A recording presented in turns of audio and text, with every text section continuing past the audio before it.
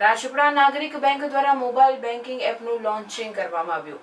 હવે સભાસદો અન્ય બેંક સાથેના વ્યવહાર પણ ઘરે બેઠા કરી શકશે. રાજપીપળાની એકમાત્ર સહકારી બેંક ગણાતી રાજપીપળા નાગરિક સહકારી બેંક લિમિટેડની 77મી વાર્ષિક સાધારણ સભા યોજાઈ. નાગરિક સહકારી બેંક લિમિટેડે ચાલુ વર્ષ અત્યાર સુધીના ઇતિહાસમાં સૌથી વધુ નફો કરી પ્રામાણિક વહીવટનું ઉદાહરણ પૂરું પાડ્યું. રાજપીપળા નાગરિક સહકારી બેંક લિમિટેડની વાર્ષિક સાધારણ સભા ચેરમેન અમિતભાઈ ગાંધીની અધ્યક્ષતામાં બેંકના સભાખંડમાં યોજાઈ હતી. રાજપીપળા નાગરિક સહકારી બેંક લિમિટેડના મેનેજર મલકેશભાઈ શાહે હાજર રહેલ ડિરેક્ટર્સ અને સભાસદોનું શાબ્દિક સ્વાગત કરી કાર્યસૂચિ અનુસાર સાધારણ સભાની કાર્યવાહી આગળ ધપાવી હતી.